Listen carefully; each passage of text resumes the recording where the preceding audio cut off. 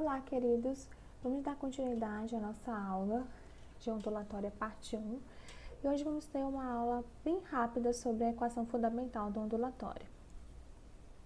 Bom, iniciando aqui a primeira parte da equação fundamental da ondulatória, vamos supor que uma pessoa segure uma das extremidades de uma corda, tá? E que essa pessoa passe a fazer movimentos para cima e para baixo, como mostra aqui a figura. Certo? Então, ela está fazendo esse movimento aqui, para cima e para baixo, representando, assim, tá, o movimento ondulatório. Bom, os movimentos da mão da pessoa irão provocar uma sucessão de ondas do tipo senoidais, tá? Uma senoide, basicamente, que tem essa característica. E que passarão pela corda com uma velocidade de intensidade V, conforme a ilustração abaixo. Essa aqui é a velocidade a qual o texto está se referindo. E essas setas aqui representam, tá, esse movimento de a direção e a propagação da onda devido ao movimento que a pessoa faz para cima e para baixo com a corda. Beleza? Muito bem. Gente, antes de eu passar para esse outro slide, só explicar aqui rapidinho.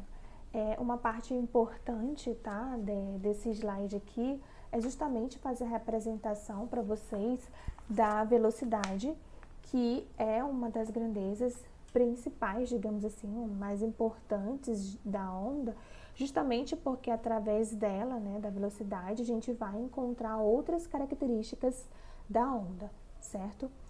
Basicamente, tá, é esse tipo de onda aqui representado na figura, que a gente pode definir como uma onda, tá, se propagando em uma corda fixa, né? No caso aqui, ela está fixa aqui na árvore e a pessoa está segurando aqui na extremidade, fazendo esse movimento para cima e para baixo. Vai ser muito usado para a gente fazer uma análise da propagação de qualquer onda, tá? Então, eu vou colocar aqui, só para ficar um pouco mais explícito para vocês, essa representação qual a gente fez aqui, que é a representação da onda em uma corda, ela vai servir para representar qualquer onda, tá? Muito bem. E aqui a velocidade, que vai ser fundamental para a gente encontrar os outros elementos da onda, certo? A partir da equação fundamental ondulatória que a gente vai aprender. Bom, vamos falar basicamente de alguns elementos importantes aqui de uma onda.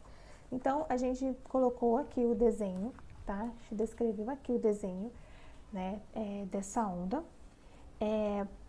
Vamos analisar esse desenho aqui, digamos que essa reta que passa aqui pelo meio dessa onda represente o eixo X de um gráfico aqui cartesiano e aqui o eixo Y, né, como vocês sabem, com relação a essa análise aqui vertical das ordenadas Y, para cima eu tenho pontos positivos e para baixo aqui eu tenho pontos negativos aqui de valores do gráfico cartesiano, certo? Bom, professora, mas para que serve isso aí que a senhora está fazendo? Para poder a gente fazer uma análise, digamos assim, mais matemática da representação de uma onda, tá? Então, vamos ver aqui inicialmente. Os primeiros elementos que eu vou falar para vocês aqui é da crista e do vale de uma onda. Bom, inicialmente aqui, a crista vai ser basicamente o quê? Tá, a crista vão representar sempre os pontos aqui, desculpem aqui pela reta, mas é porque aqui no slide não fica o desenho muito bem feito, tá? Então, vou fazer aqui, ó. Então, a crista aqui vai representar esses pontos aqui, ó, de seta para cima, de máximos, tá? Afastamento acima da linha central da onda. Então, essa linha que é traçada aqui, que é representada pelo eixo X, é conhecida como a linha central da onda. LC, linha central da onda, certo?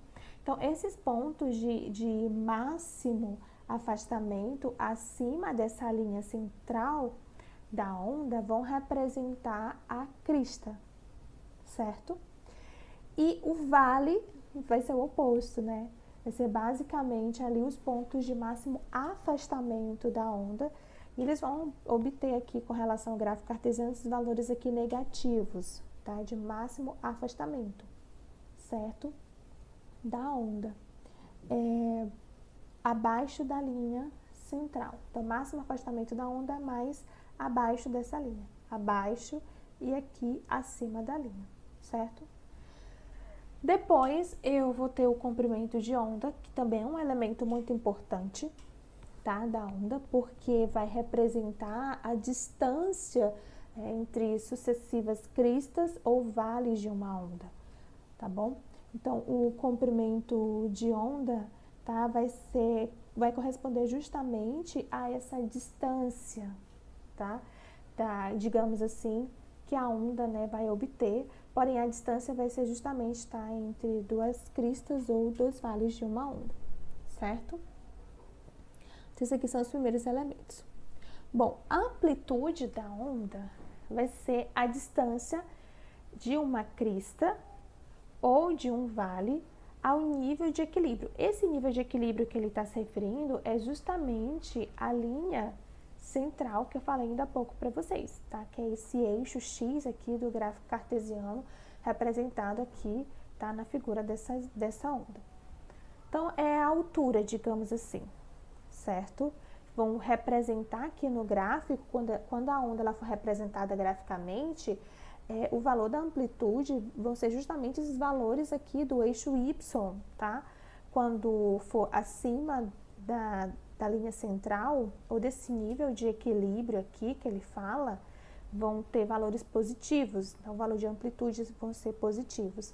Abaixo dessa linha central, o valor de amplitude, né, vai ser negativo. Tá bom? Também, gente, a amplitude, ela vai representar a energia, tá? Isso aqui é muito importante. A energia que a onda ela vai carregar. Quanto maior a amplitude, mais forte é a onda. Quanto menor a amplitude, tá? Menos forte, digamos assim, mais fraca, no caso, né?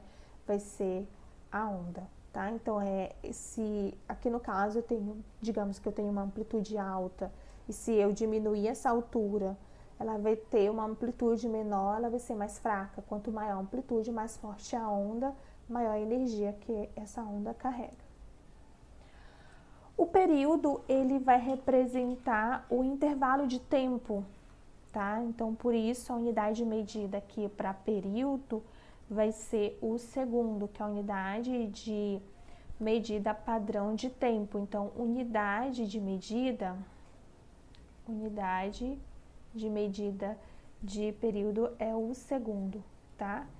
Porque está relacionado ao intervalo de tempo dessa onda. Bom, vai ser o intervalo de tempo para que uma onda completa, tá? Ou um comprimento de onda passe por um ponto no meio. Aqui na figura, vocês podem observar que o período ele vai ser determinado justamente pela distância entre uma crista e um vale sucessivo.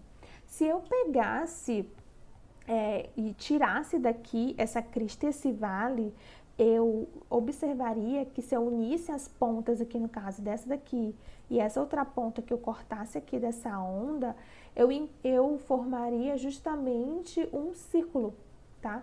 Então, digamos assim, que quando eu tenho um ciclo completo, eu tenho aqui a determinação, digamos assim, de tempo, tá? De um período, tá, gente? Então, é isso, certo? Ele vai representar justamente esse intervalo de tempo para que essa onda ela complete, tá? Ou passe por um ponto no meio, tá bom? A frequência vai ser determinada pelo número de ciclos, tá? Feitos, no caso, esse número de ciclos é justamente o período, tá? Da onda, por um ponto vibrante na unidade de tempo. Eu tenho aqui no exemplo que eu coloquei aqui para vocês, tá? Ondas aqui sucessivas, e eu tenho aqui caracterizando a primeira, a segunda e a terceira onda, esse número de ciclos feitos aqui, né, por essas ondas aqui, vai me dar um valor de frequência de 1, 2, segundo ciclo, terceiro ciclo, de 3 Hz. O Hertz é a unidade de medida de frequência, tá? É esse símbolozinho aqui, H maiúsculo e Z minúsculo, que é escrito dessa forma, tá? Hertz, a unidade de medida de frequência, certo? Padrão. Bom, vamos falar então um pouco sobre, já como vocês viram ali, né, período e frequência, eles têm uma relação, tá? Então vamos falar um pouco dessa relação entre o período e a frequência. Como vocês podem ver aqui, o período e a frequência, eles apresentam uma equação relacionada aqui. O que a gente pode ver? Que a frequência, ela é representada aqui pelo inverso do período, né? A frequência, ela é dada pelo número de ciclos obtidos ali pela onda a cada unidade de tempo, né?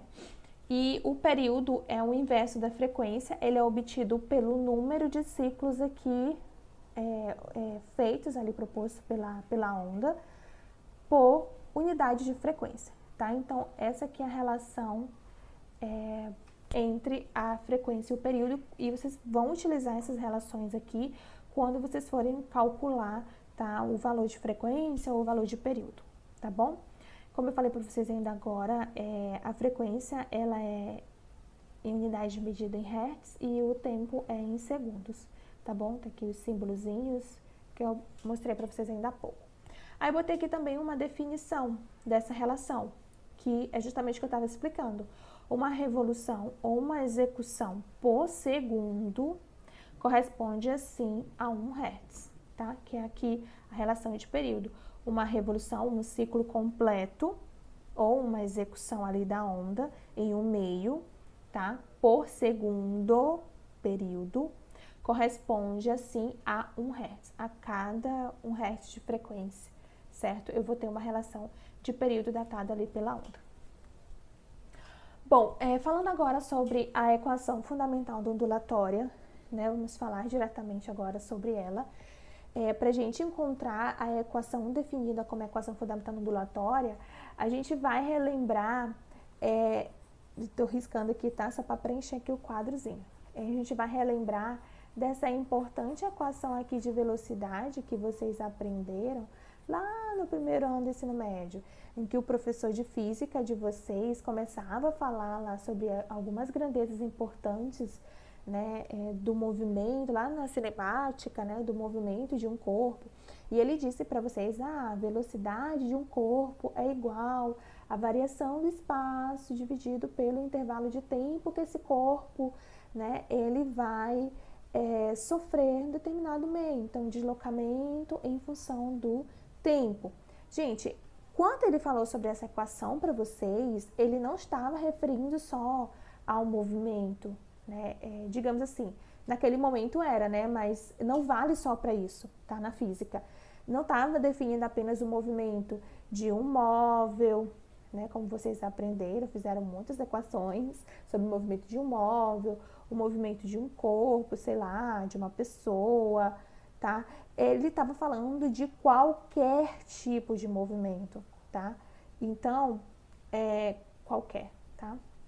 Ele estava falando de qualquer tipo de movimento. Então, essa mesma equação, ela vai valer para o movimento também de uma onda sonora, ela vai valer para o movimento da luz, que também é um tipo de onda, não necessariamente apenas a um automóvel, a um corpo, certo? Então, vai valer para qualquer tipo de movimento. A prova disso, eu vou apagar aqui, tá?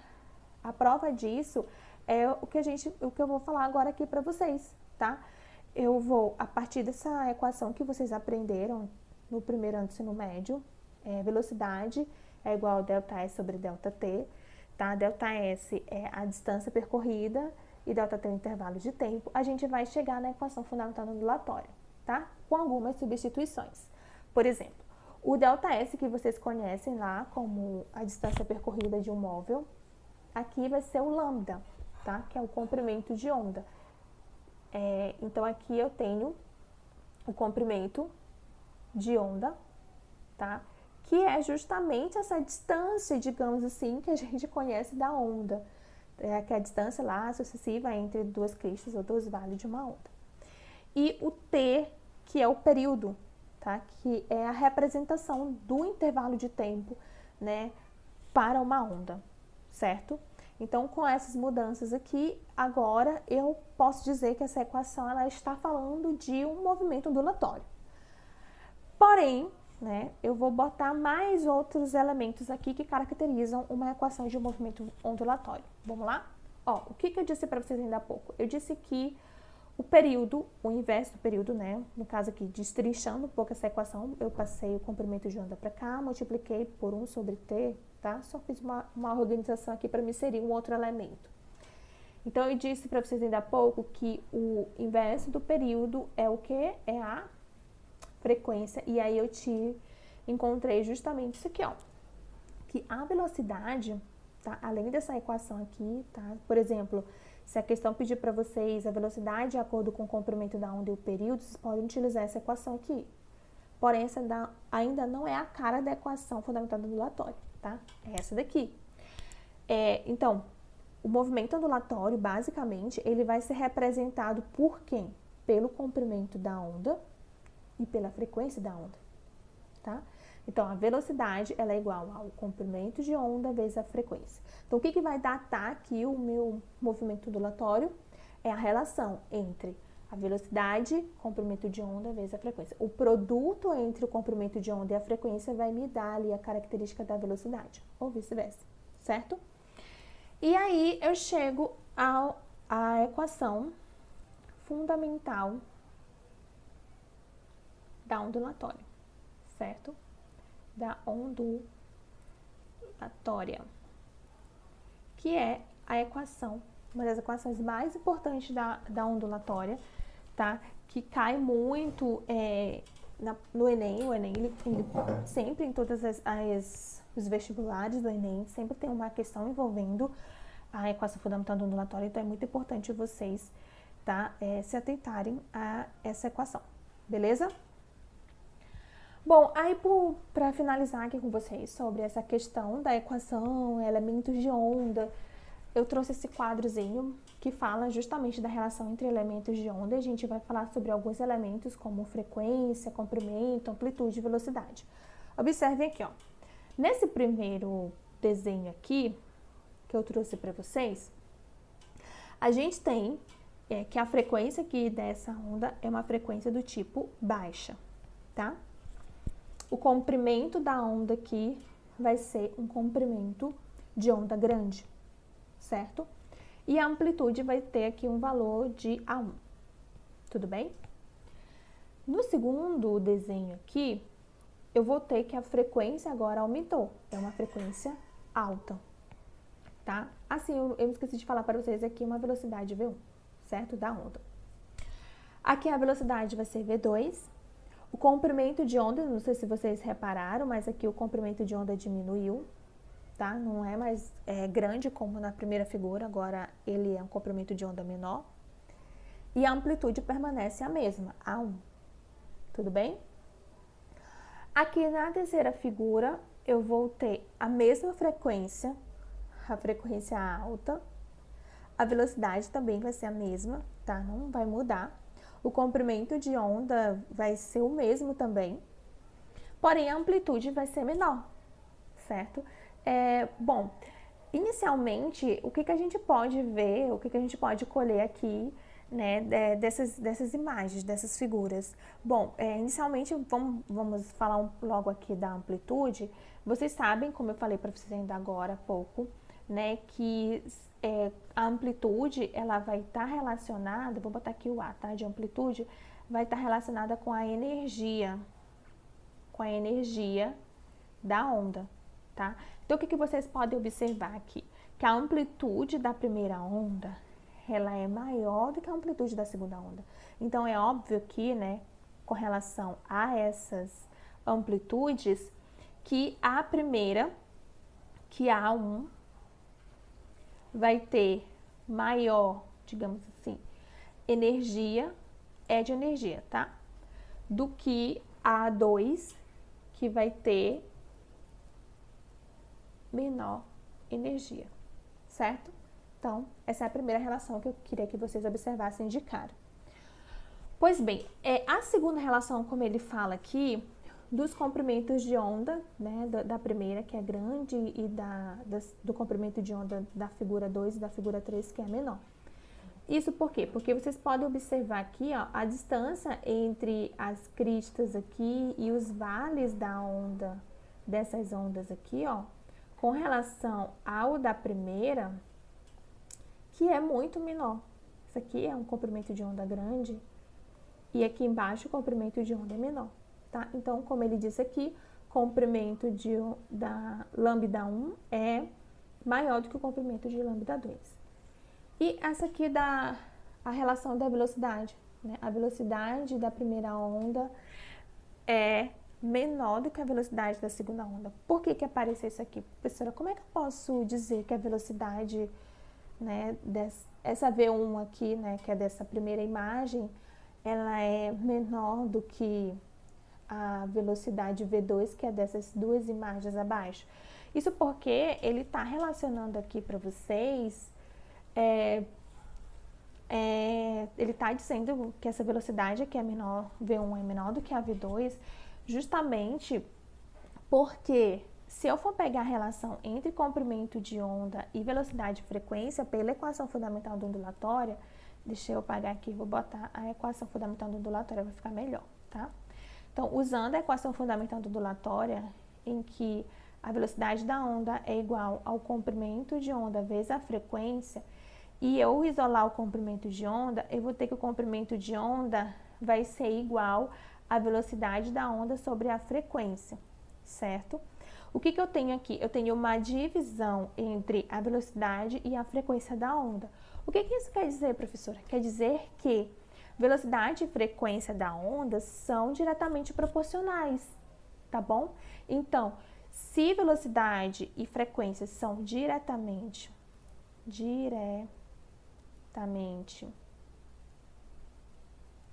proporcionais, aí continua, tá? Vocês entenderam isso aqui.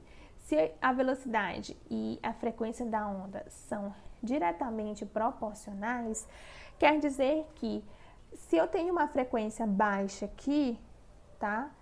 A velocidade dessa onda também vai ser baixa, certo? Se aqui eu tenho uma frequência alta, a velocidade também vai ser alta. Logo, a velocidade da primeira onda, certo? A V1, ela vai ser menor do que a velocidade da segunda onda. Isso por quê? Porque eu determinei que para um determinado comprimento de onda, velocidade e frequência, né, vão ser ali diretamente proporcionais. Nesse caso aqui, a da V1 vai ser menor do que a da V2. Tudo bem? Também tem uma outra relação interessante a partir da equação da ondulatória relacionada ao comprimento de onda e a frequência. Qual é? Bom, como vocês podem ver aqui, vou pegar só essa primeira figura, tá? A frequência aqui na primeira imagem é baixa e o comprimento de onda é grande. Logo, frequência e comprimento de onda são inversamente proporcionais. Olha aqui, ó. Agora, a velocidade é igual ao comprimento de onda vezes a frequência. O que tem entre comprimento e frequência? Um produto, certo? Então, o comprimento de onda e a frequência, eles estão se multiplicando. Opa, desculpa-me, tá? Eles estão aqui multiplicando. Logo, se tem um produto aqui, essas grandezas, elas são inversamente